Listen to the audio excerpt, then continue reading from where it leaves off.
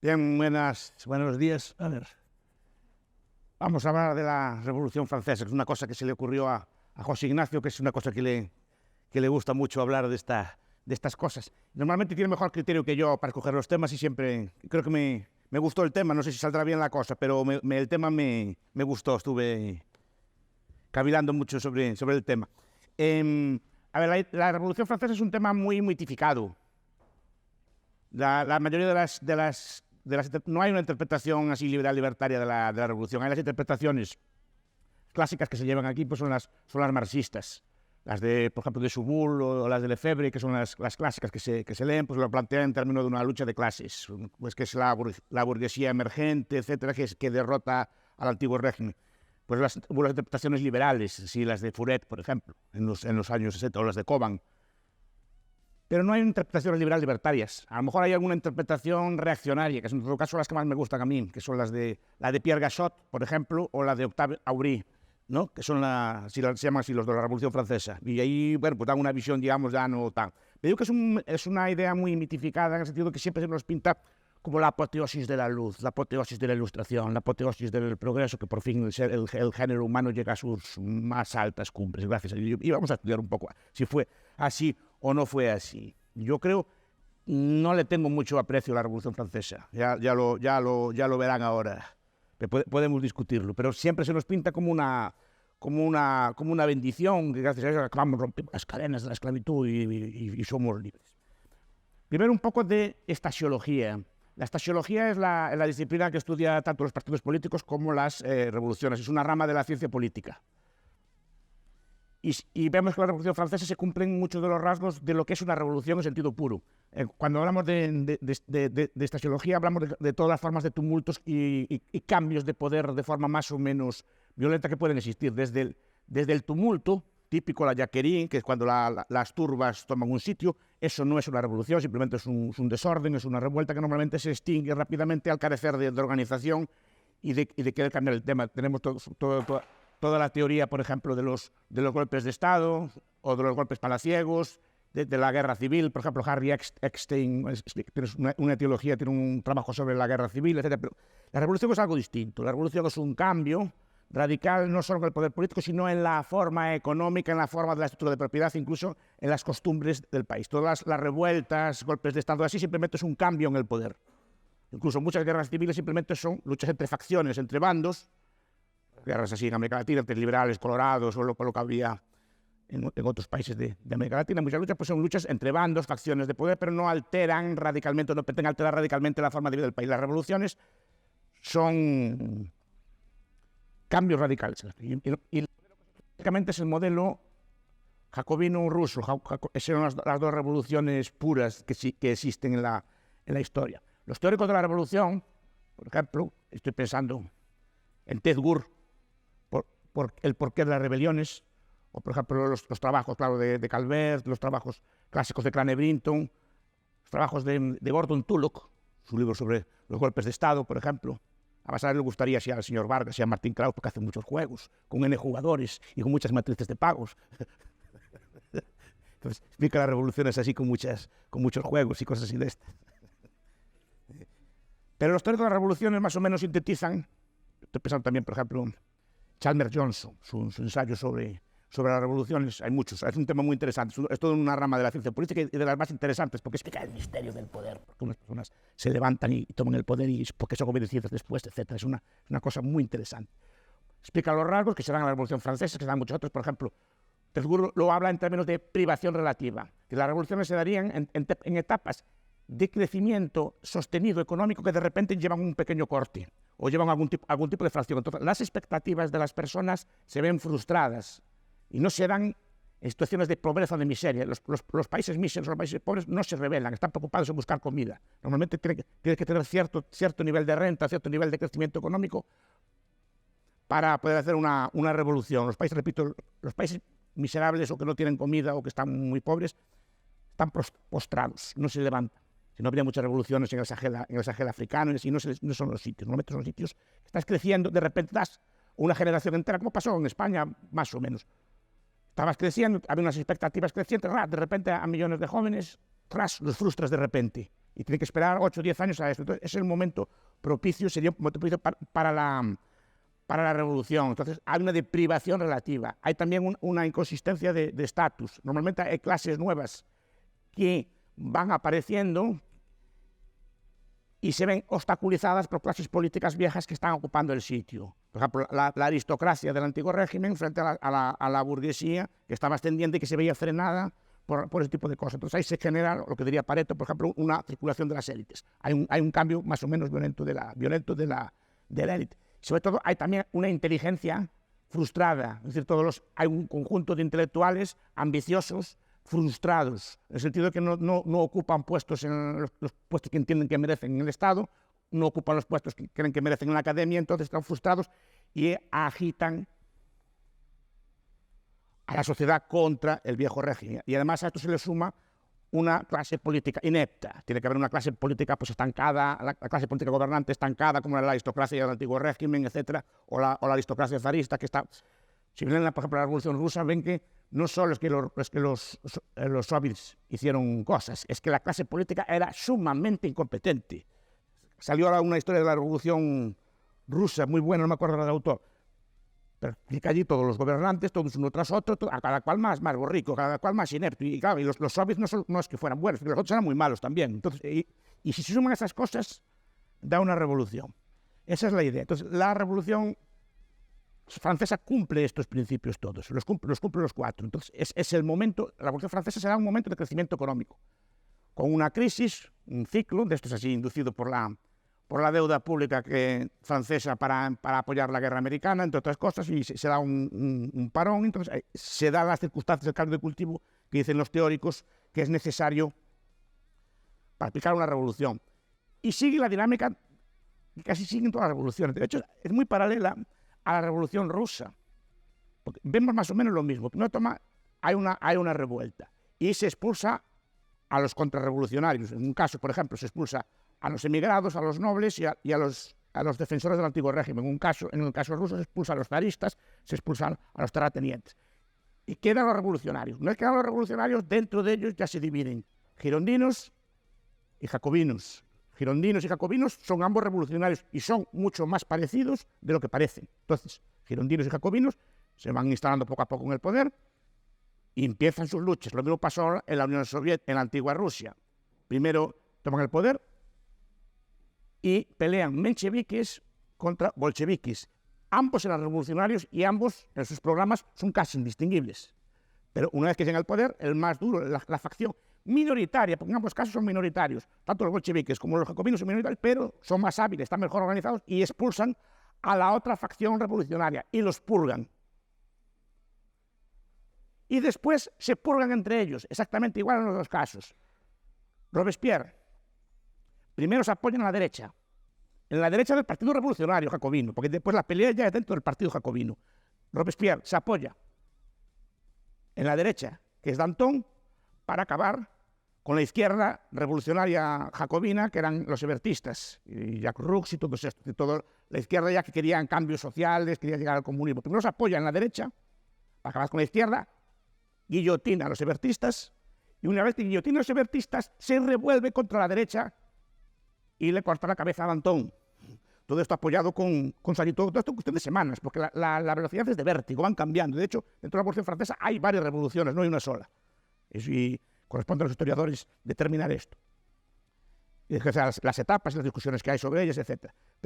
Y al final Robespierre, a su vez, es guillotinado y queda un tipo duro, que es Napoleón al cabo de unos años después de la reacción de Termidor, ¿no? Y en Rusia pasa lo mismo. Lenin tal, purgan a los mencheviques, después se purgan entre ellos.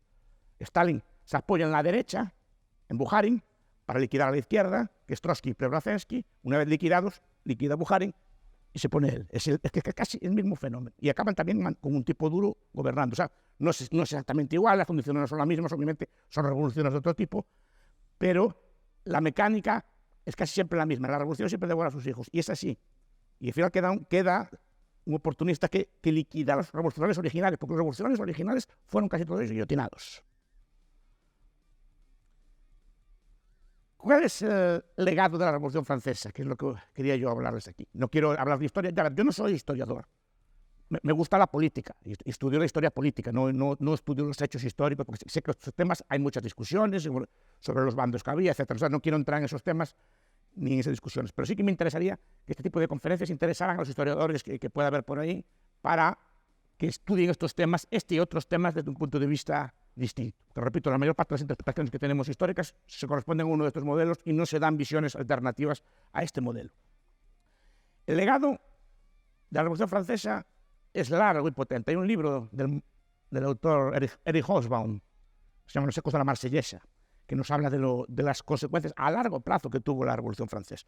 Primero, a nivel político, en la Revolución Francesa, el profesor Ramón Maiz tiene un trabajo muy bonito que se llama Las teorías de la democracia en la Revolución Francesa, y dice que hay dos grandes tipos de modelo de democracia y los dos triunfan. Uno es el modelo Sieyès, Condorcet, que es el que triunfa en nuestro mundo, y después el modelo Robespierre jacobino, que es el que triunfa tanto ahí como después en las revoluciones de otro tipo. Uno es un modelo, el modelo Sieyès, el modelo Condorcet básicamente es un modelo basado, por ejemplo, en la idea, y este es lo revolucionario, la idea de la soberanía nacional. Se crea un ente jurídico abstracto llamado nación, que supuestamente es el que justifica el poder político. Este concepto, digamos, se juridifica o se crea como concepto político por este modelo, y a partir de entonces se empieza a hablar no de soberanía real, sino de soberanía nacional. Es decir, pasamos de obedecer a una persona de carne y hueso a obedecer a una abstracción, un ente abstracto llamado nación, que no se sabe muy bien qué consiste, nadie lo sabe, y que es un concepto abstracto. Esto es fruto de esta idea. Se crea el concepto de ciudadano, que a mí me gusta mucho así. Entonces, claro, ya no eres un súbdito, nos dicen así, ahora somos ciudadanos, que siempre dicen que es uno de los grandes legados de la Revolución Francesa. Somos ciudadanos dotados de derechos y dotados de un montón de cosas. Entonces se crea todos los conceptos de ciudadanía con sus derechos asociados al voto, a la participación, etc. Es un concepto filosófico que también viene de esta idea. Se crea o se introduce, no se crea pues, en la Revolución Francesa, esto tiene un trabajo filosófico antes y se dio en otros sitios, pero digamos que aquí se cristaliza políticamente todas estas ideas. No es que no existieran antes estas filosofías. Se desarrolla el positivismo jurídico. O sea, a partir de entonces, la ley ya no es fruto de la historia, de la tradición, del common law. La ley es fruto de la nación. Entonces pasa a ser una decisión pues, de los órganos representativos o de los órganos soberanos. Y esto es un concepto muy importante, sobre todo los que les gusta el derecho. Es decir, que se cambia de una idea de un common law, de una ley creada evolutivamente, a una idea de una ley creada positivamente, creada a través de la decisión política. Y se crea un concepto, o se cristaliza un concepto nuevo, que es el concepto de representación. Y se elimina el llamado mandato imperativo, que era un rasgo del antiguo régimen, que esto daría también lugar a otro debate. Yo no creo en la representación. O sea, la representación es un concepto pues, jurídico que existe. Por ejemplo, representación es un matrimonio por poderes. Representación es que yo a mi representante le encargo que compre 1000 kilos de trigo. Pero mi representante solo puede comprar 1000 kilos de trigo, no puede decir mañana lo que da la gana. Pero se altera el concepto de representación y se crea como una especie de transustanciación jurídica. Muchas veces se meten conmigo así los ateos y me dicen, ¿tú crees que en la misa se transustancia? Que el cuerpo, aquel trozo de pan y aquel trozo de vino se convierte en el cuerpo y la sangre de Cristo. Pues sí, claro. Yo creo, soy católico y tal, queremos esas cosas. Bien. Atrasado. En cambio, ellos creen que por el mero hecho de poner un papel en una urna, cualquier persona cogida de la calle al azar se transustancia la voluntad de la nación. Y esto es un concepto que le debemos a Burke, en el discurso de los lectores de Bristo, pero es la idea de la representación, que esos ciudadanos que son personas como cualquiera de ustedes, muchos de ellos son como jabalís, que algunos lo conocen. ¿No?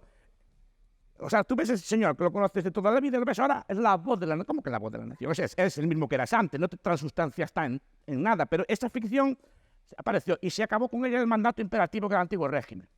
El mandato imperativo es decir, el representante de verdad va con el voto de casa, se decide en la asamblea o en la sección o lo que sea así, se vota, como eran las Cortes de Castilla antiguamente, dice, pues se vota en Segovia, por ejemplo, la ciudad de Segovia, reúne sus representantes, discuten allí, y se sube el impuesto o no se sube. Y tú vas a las Cortes de Castilla y con el voto de casa. No es que yo, pero aquí no. Aquí una vez que te votas, puedes literalmente votar todo lo contrario de lo que prometiste y no pasa nada. Porque supuestamente tú ya no eres tú, ya representas a la nación y la nación la interpretas tú. Entonces es un cambio muy grande en la filosofía política. Porque ahora el representante representa a la nación, es soberano y puede cambiar el voto, no le debe nada a nadie. Antes sí, antes el voto venía de casa, se delegaba allí y se votaba. Y esto es un cambio muy grande que viene con la Revolución Francesa y después deriva en un montón de cosas de estas. Después tenemos el modelo jacobino. El modelo jacobino es el de la democracia pues participativa, la democracia de la asamblea, la democracia de la sección, la democracia del distrito, la democracia de la intervención de las masas en la política.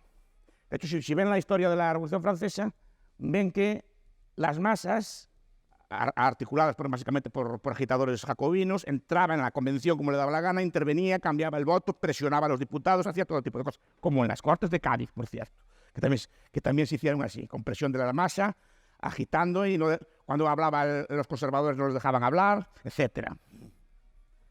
Tenían un agitador muy famoso, que lo han llamado Cojo de Málaga, que se encargaba de agitar a las turbas para que no dejaran hablar a las derechas y les interrumpieran y les presionaran. Las Cortes de Cádiz.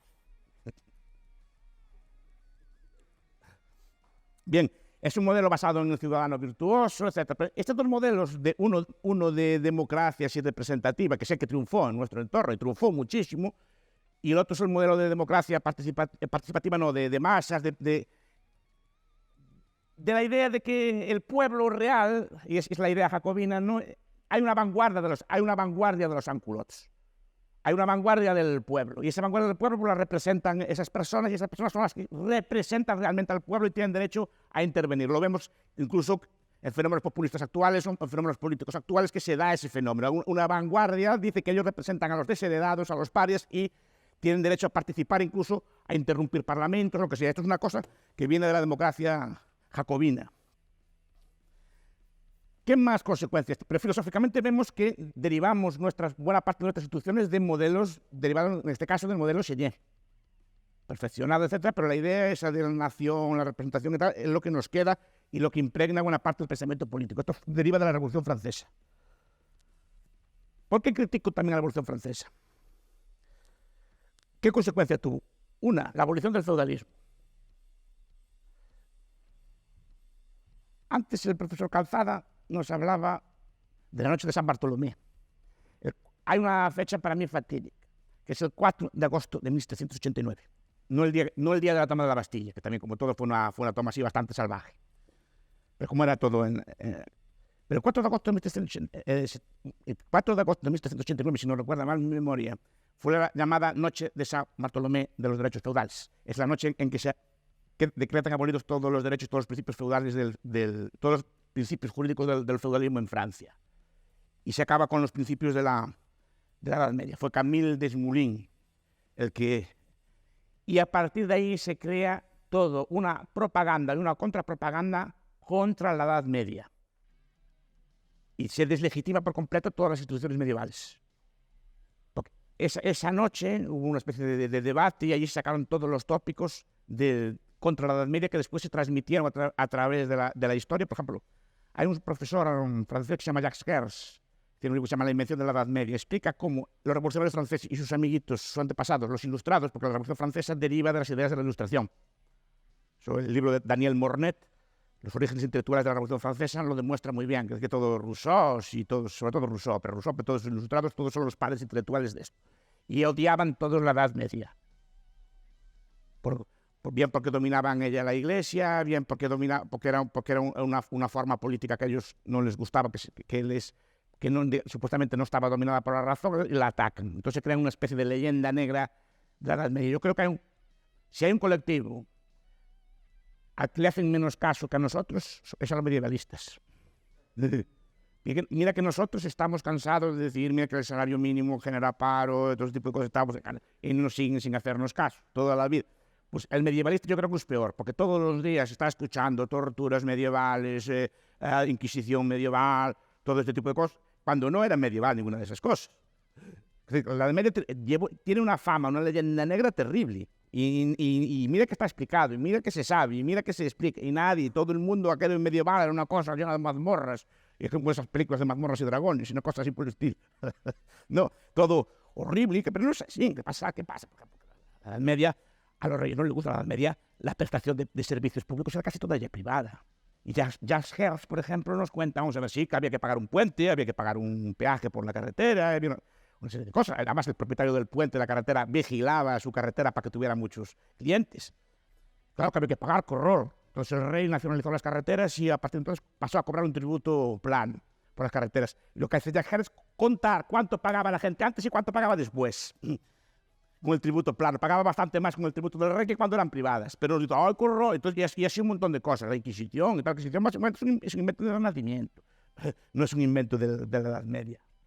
Y la Inquisición tenía consecuencias políticas, etc. Es decir, era la Inquisición, sobre todo la Inquisición que se hizo contra los cátaros, fue una excusa para que los reyes de Francia expandieran su territorio, que era el sur de Francia. Y con la excusa de los cátaros invadieron y conquistaron. Y la Inquisición la pusieron allí como la culpable de todo, cuando creo que había que buscar causas políticas en eso. Te digo, entonces pasan a denigrar la Edad Media, pasan a denigrar los derechos feudales, pasan a denigrar toda la cosa, y se crea un ataque, digamos, a una época histórica, como si llegara a un mundo nuevo. Llegara al mundo de la razón, de las luces de la Ilustración, y se acaba con el mundo, digamos, antiguo, medieval, oscuro, etc. Y al mismo tiempo se dedica toda la filosofía, toda la teoría política y todas las formas políticas de la Edad Media, que eran bastante más avanzadas, en mi opinión. Obviamente eran de la época, y la gente tampoco de aquella época no era muy fina. Eso también hay que tenerlo en cuenta. Pero no es la brutalidad que nos dicen que haya. Por ejemplo, cuando llega el Renacimiento, vuelve la esclavitud a gran escala. El tráfico de esclavos entre Europa y América viene del Renacimiento, y muchas otras cosas vienen después. No es una cosa que venga entonces se acaba con ella. Se impone el servicio militar obligatorio. Si ahora somos ciudadanos, pero es que antes la guerra era una cosa privada, era una cosa que llevaban los gobiernos con sus soldados estatales, con sus mercenarios. Y ahora se impone, creo que fue en 1793, en Valmy, la primera batalla en que se usan tropas de recluta. A partir de entonces somos ciudadanos, y como ciudadanos tenemos que servir la patria. Y como tenemos que servir la patria, todos como carne de cañón a morir en las guerras de Francia.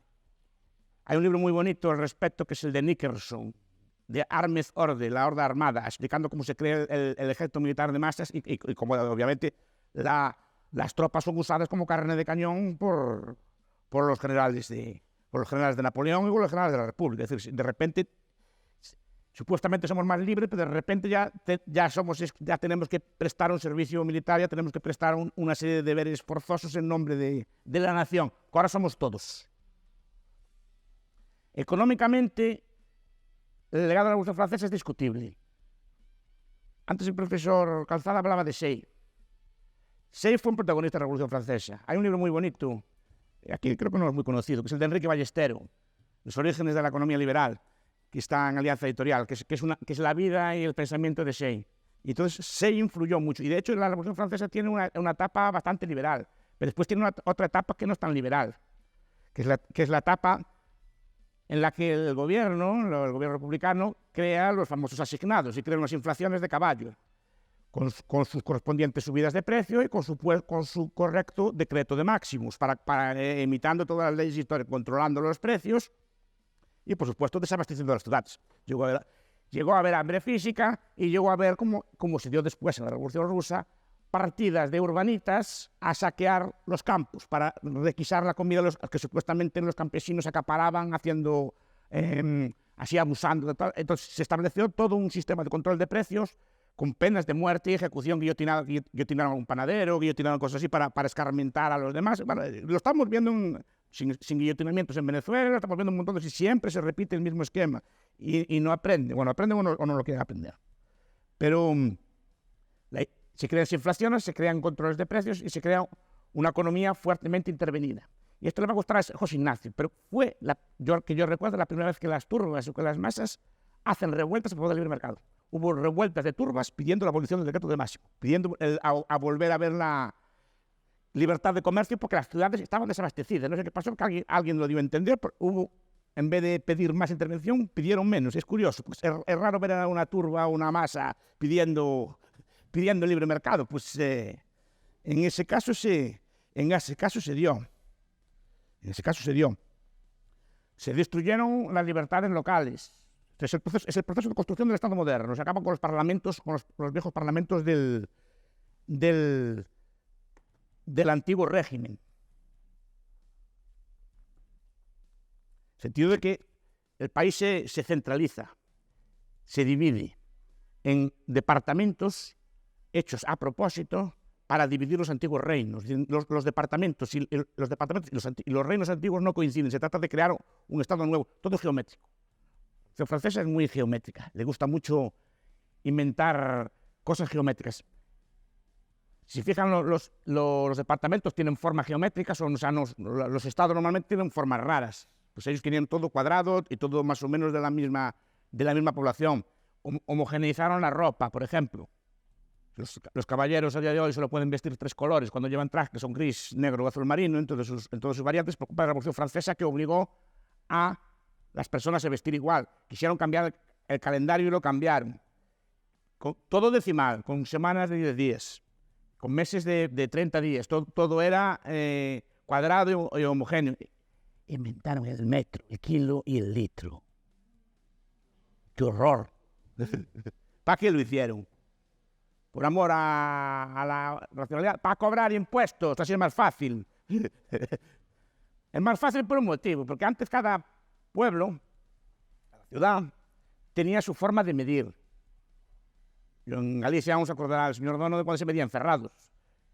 Y se medían ferrados en la superficie y la capacidad, en vez de en litros, en mollos, cabazos, pipas, etc. Había medidas que variaban según el sitio, claro. Si no se pueden cobrar impuestos, porque es muy difícil. ¿Cuánto es una pipa del Ribeiro? ¿Cuánto es una pipa de Monterrey? ¿Cuánto es una pipa en otro sitio? Pues una pipa en un sitio tiene 15 litros, en otro tiene 25, etc. ¿Cuánto es un ferrado? Pues el ferrado de Carballo de una forma, el ferrado de Lugo... si no se puede cobrar impuestos. Metros, kilos y litros. Y estandarizar los nombres también, pero ya no solo de eso. ¿Para qué? Para así poder cubicar, medir, etcétera, y estandarizar y cobrar buenos tributos al litro, etc. Antes era mucho más difícil tributar porque carecía el gobierno de información, así homogeneizas. Entonces se creó toda una revolución económica de centralización. Incluso quisieron poner, estoy hablando de memoria, creo que las horas de 100 minutos también, en vez de 60, para hacerlo todo cuadrado.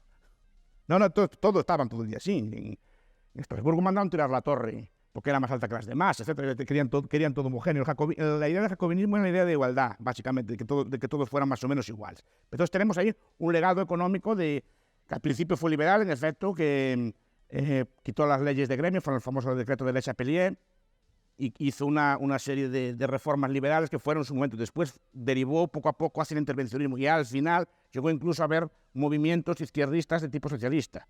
Desde los ebertistas al final a Graco Babeuf, que intentó hacer una revolución comunista en Francia después de caídos los jacobinos y fue guillotinado. Pero siempre fue un héroe de los marxistas. Hay un libro que se llama La Revolución de los Iguales, que habla de las ideas de Graco Babeuf. Y la idea que transmite todo esto es una idea, por ejemplo, de expansión.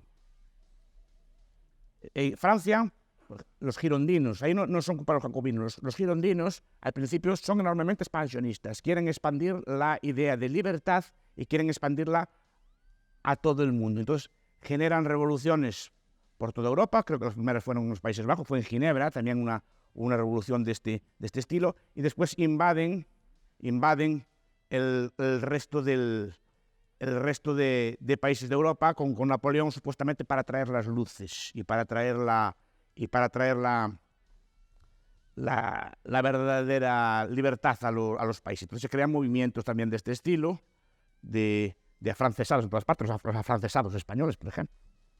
Mis queridos afrancesados, que muchos robaron los bienes nacionales. Cuando llegó José I y saqueó las obras de arte todas españolas, y sus amigos afrancesados entraron también en el reparto. Es decir, que son una gloria para para el país, para las luces, para la revolución. Entonces tenemos una expansión ideológica hecha por la fuerza de las armas, que es el antepasado. Hay un señor que se llama Claes Ring, que se llama América la Virtuosa, escribió un libro comparando a la Revolución Francesa con sus jacobinos y sus girondinos, expandiendo las ideas con los neocon modernos. Los neocon también quieren expandir por las armas las luces del neoconservadurismo. Entonces, tenemos este tipo de ideas. Tenemos el culto a la nación.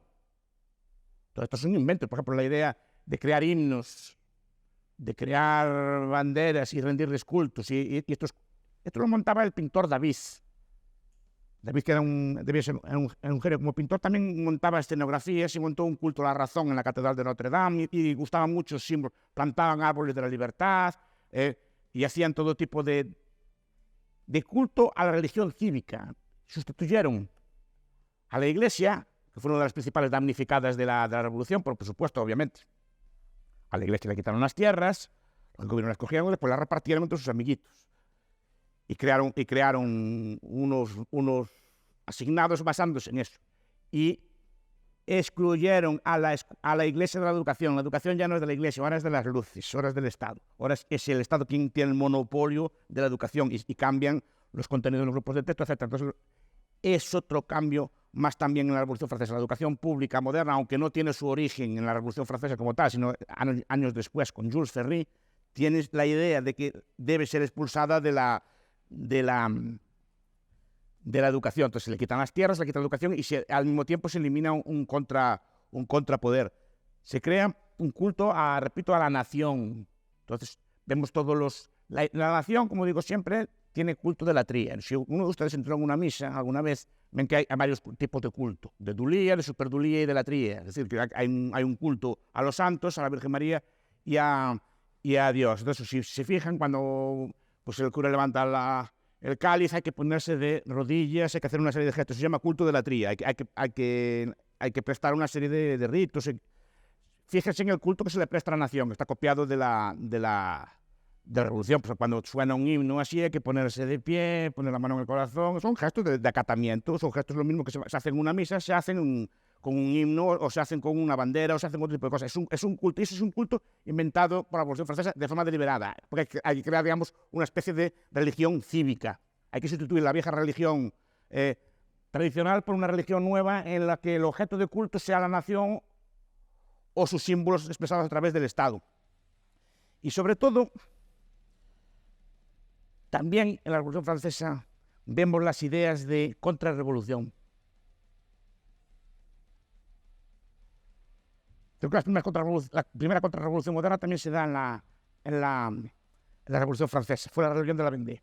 Antes de nada, el profesor Calzada, que me dio muchas ideas, me recordó, hablando del tiranicidio, el tiranicidio de Marat, cuando Charlotte Corday mata en su bañera al represor de septiembre, a Marat, que fue una persona que eliminó hizo una matanza en el mes de septiembre, en septiembre del 92, si no recuerdo mal. Estoy hablando de memoria, no tengo que digamos que eliminó a buena parte de los prisioneros políticos en ejecuciones en las cárceles de allí, muchos nobles, etc. Y Charlotte Corday, que era una noble normanda, conocía la historia del tiranicidio. No sé qué libros leyó, si a Duplessis Mornay, si a Hoffman, o no sé si a Mariana, pero ella conocía la historia del tiranicidio. Se entró en su biblioteca y conoció el tiranicidio. Y leyó la historia del tiranicidio y fue allí, ella personalmente, y mató a Marat mientras estaba bañándose. Y esperó allí, etcétera, y fue ejecutada con aplausos de la gente, porque murió con una dignidad, según parece, ejemplar. Entonces, pero asumió su culpa. Pero esa idea del tiranicidio también está allí. Y el tiranicidio también se dio en las primeras contrarrevoluciones, que son revoluciones que contra la revolución. Entonces, la Vendée, por ejemplo, que también anticipa muchas de las cosas que hicieron después los rusos. La Vendée se levanta en armas, pues, instigada por nobles y por los llamados curas refractarios, porque había curas digamos que la revolución creó una especie de religión de Estado. Entonces creó una religión católica que los curas tenían que juramentar la Constitución. Buena parte de los curas se negaron a jurar la Constitución. Entonces Se llamaban curas refractarios y estaban en muchas provincias. Y se levantaron en la Vendée, se levantaron en Bretaña, los míticos chuanes, la chuanería, se levantaron contra la revolución y fueron aplastados sin misericordia por las llamadas columnas infernales.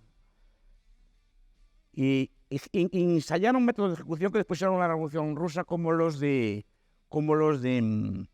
ahogar a la gente en los ríos y cosas por el estilo. Eso lo hizo también Trotsky en la Revolución Rusa. El legado es mucho.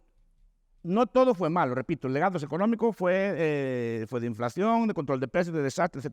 Y los legados políticos podemos discutirlos ahora, desde guerras que expandieron por toda Europa, que dieron lugar a Napoleón en nombre de esto, pues desastres económicos, el uso del terror político, que también es una novedad en la historia reciente, o sea, el uso de terror, del miedo como arma política en los meses de 1793 en adelante, hasta 1794, el terror, que es la gente, cualquiera no tenía miedo a hablar, se decretó la censura de prensa, y la gente tenía terror a hablar, que después también fue imitado en la Revolución Rusa, el terror para aterrorizar a los rivales políticos. Entonces los legados son múltiples. Tuvo alguno bueno, la abolición de la esclavitud, por ejemplo. Otros consideran los derechos humanos. Yo los derechos humanos no lo considero un logro, no porque no esté de acuerdo con los derechos humanos, sino porque los derechos humanos obviamente ya existían previamente. No, lo que hicieron fue escribirlos allí, pero parece que los inventaron ellos. Los derechos que se consideran humanos son derechos del derecho natural. Más que ellos los constitucionalizaron, los pusieron allí en un papel y tal, y parece que fue un avance. El avance ya había venido de antes. Creo que el principal avance fue la abolición de la esclavitud. Lo que pasa es que también, como muchas otras cosas que hicieron, la hicieron mal. La hicieron de aquella manera también, porque la conservaron, hubo muchas presiones, sobre todo los girondinos. Los girondinos eran como el ala derecha de la revolución, el ala así, pues, neoconservadora de la revolución. Los tratantes de esclavos, así, querían sí abolición, pero un poquito nada más, sí, o dejarla solo en las colonias, o una cosa por el estilo. Y la abolieron, pero la abolieron de forma, yo creo que, bueno, no sé si lo hicieron de forma prudente. Por ejemplo, en Haití se hizo una revolución, y bueno, una revolución que se levantaron todos y mataron a todos los terratenientes, mataron a todos los blancos. Fue una revolución muy liderada por eso que se llama Toussaint de Louverture.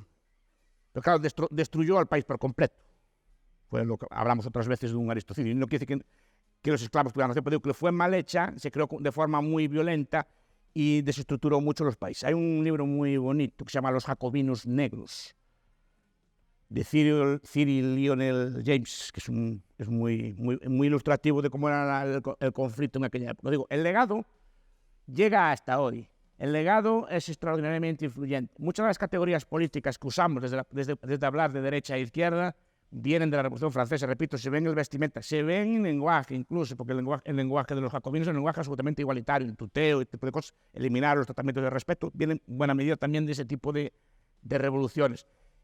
Pero yo creo que el legado ahora no se puede quitar, no se puede obviar. Obviamente ya vivimos con él y salimos de lo que salimos, no se puede borrar el pasado. Pero si me preguntan si el legado fue bueno o malo, yo no creo que sea tan positivo. Yo creo que el antiguo régimen, evolucionando lentamente, ya había conseguido muchos avances sin necesidad de este tipo de violencias, este tipo de cosas así. Además, creo que la evolución del propio antiguo régimen habría derivado en mejores consecuencias que lo que derivó después, que fue sangre, muertes, etc. Y los logros, pues podemos discutirlos ahora si quieren. Pues muchas gracias.